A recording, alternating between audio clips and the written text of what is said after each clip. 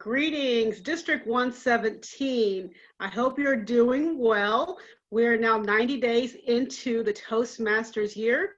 This is Ramona Bailey, your District 117 Director, and I have the honor and pleasure of interviewing District 37's 2018-2019 Toastmaster of the Year, Distinguished Toastmaster David Lindquist. David, thank you for joining me. Oh, real pleasure, Ramona. Yes, and so let's learn a little bit about David Lindquist. Can you tell us just a little bit about yourself and what brought you to Toastmasters? Okay, well, I'm expat New Englander, came down to Research Triangle Park 30 years ago on a career of marketing and market research, including some years with newspapers that some of the attendees might remember, the Durham Herald-Sun and the Fayetteville Observer. And my last posting was with a company that now is hosting a Toastmaster Club, the American Institute of Certified Public Accountants. Well, it's AICPA, I think they've renamed themselves somehow. I was a charter member of that club and got into Toastmasters in part because it was a great company deal. The company was offering to support our membership. And I thought, well, I present all the time. I can always use improvement in sharing market research findings with executives and board of director members, that sort of thing. And also to get a longtime coworker off my back who had been nagging me for well over a year to join Toastmasters. And in retrospect, she should have pushed a lot harder because it's one of the best journeys of my entire life. Just had a wonderful experience with the organization in the nearly 9 years that I've been in. Thank you, David. Thank you for sharing some of your background. And I am familiar with AICPA Toastmasters. Excellent, excellent group. And you said 9 years. Throughout the 9 years, can you share with the members and non-members what leadership roles you have filled? Oh, I'm trying to collect a complete set. I've been privileged to serve as an area director. Did that in the 2015 year, I think it was. Served as a division director the year after that. I have been the district public relations manager for 2 consecutive terms. Oh, I've been involved in various and sundry committees. I was involved in the Pathways Committee a few years ago and have served as a Pathways ambassador, something I take a lot of pride in. This current year, I'm pleased to serve as the club coach chair on the club growth development team, working with Monica Custis and some really spectacular people. Have I had others? No. I've always liked to look for opportunities of service, and I think I've compiled a fair number of them in addition to the club offices that I've been faithfully holding for many, many, many, many years. Thank you, David. And of all of those roles that you filled at the club and the district level, do you happen to have a favorite role, and can you share with us and why? Oh my. They're all so wonderful. How can I choose amongst the children? Well, I will say that the area director was a surprisingly delightful year for me because I really got to get really close with a number of clubs. I had the, I don't know if it was the good fortune or sheer panic of having what ultimately ended up being 8 clubs in my area. And getting to network with those people, to work with those clubs and those leaders, even to mentor some of the members of those clubs was a very rewarding experience.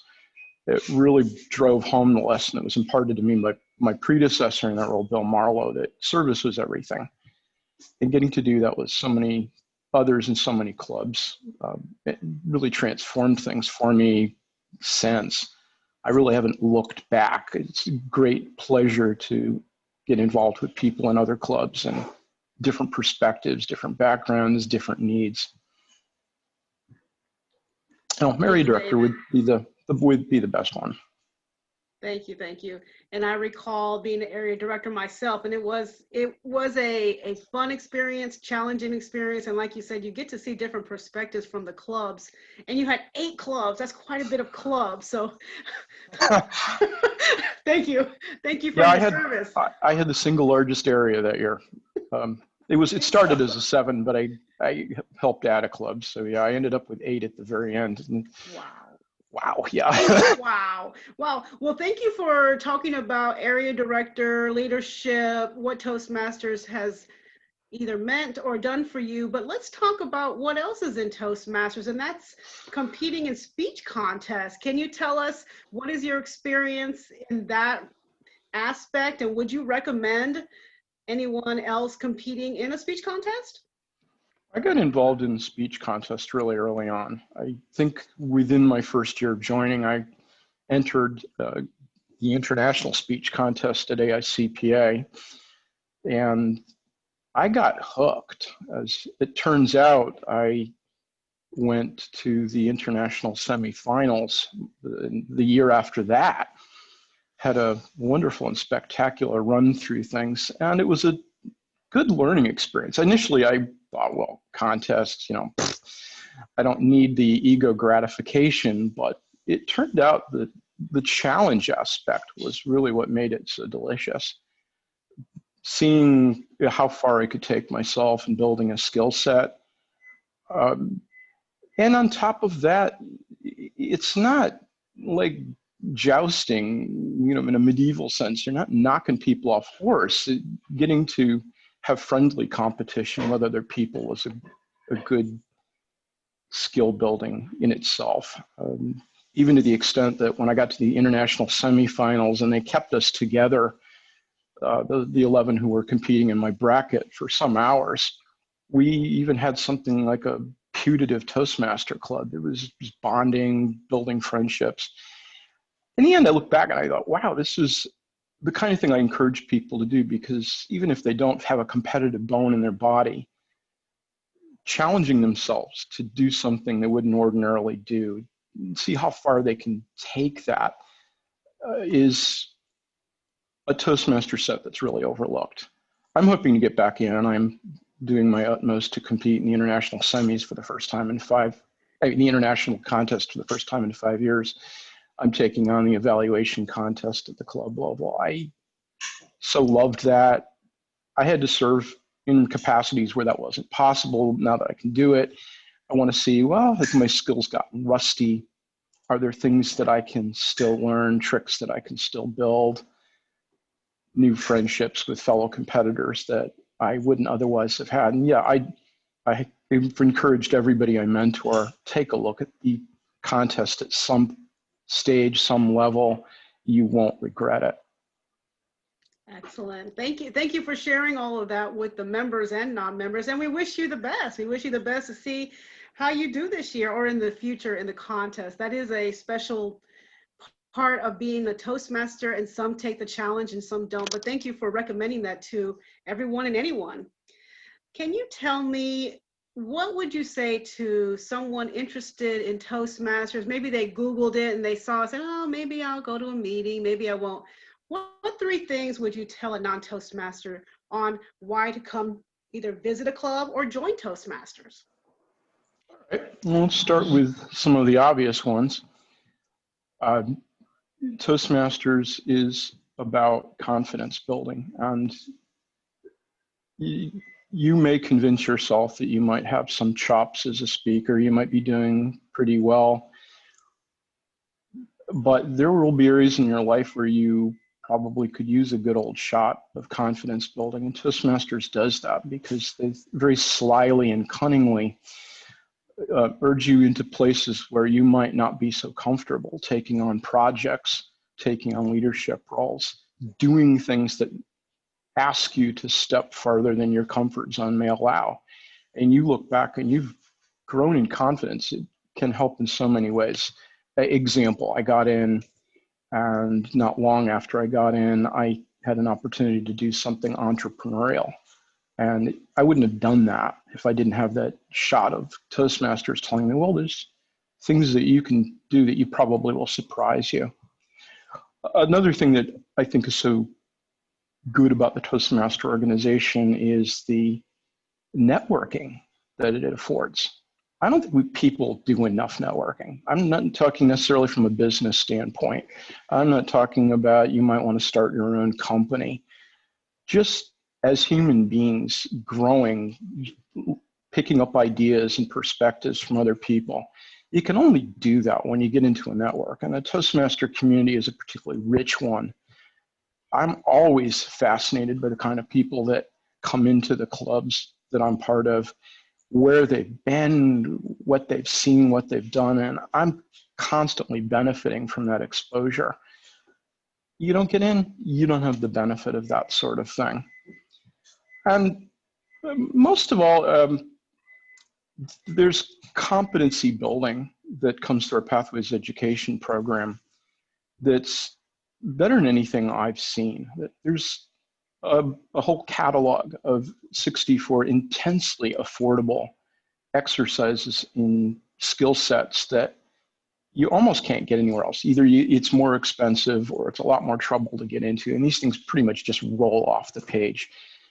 You don't have to spend very many months in the organization to start working on those competencies, building them, which can crop up usefully in places in your life. There it is. Confidence, networking, competencies. It's a rich package. It's not something I had the benefit of. I think people are silly not to get involved. It's so affordable. It's so easy. It's a wonderful experience. Please join us. Thank you, David, and we'll have to use it as one of our PR clips. I love that you said rich package. And my final question is this: how can you encourage the District 117 Toastmasters during the COVID-19 pandemic, where some of us are feeling the Zoom fatigue, some of us don't have time to attend our club meetings? How can you encourage us to come back to Toastmasters and give it 100%? Well, one of the great truisms of life is that we're always changing. There's always something that we don't expect. This pandemic year was a particularly emphatic example of that. I don't know that we really treat ourselves well if we say, well, this is not something I want to get involved with because I don't want to be online, or I've just got other things to do. We start to atrophy, we start to rust, and we don't give ourselves credit for seeing what we can do to innovate. Yeah, it wasn't easy. When we had to turn over the clubs I've been in back in March and April, the thought was, holy crow, this is just going to deaden the experience. It seemed like that. How personal is this interaction with the camera? But you know what? We all realized that this is requiring new skill sets that we hadn't played with before. And you don't know where those might take you. We're discovering as a business world, at least, that we're probably going to do a lot of this online work for the remainder of our lives. Even if the pandemic eases, there'll be a lot of business incentive to do things electronically. Why not build those skill sets and have them as sharp as they can possibly be? You're only going to give employers, your customers, a better experience. And look, we've got to connect. We're social animals. If we turn away from this as an option, we're just starving ourselves for that kind of interaction that I talked about earlier in networking. Getting the advantage of connecting with people and enriching our experience through the benefit of them. I can only imagine what kind of horrid empty life I'd have if I couldn't flip open the laptop and check in with my club members every meeting on this.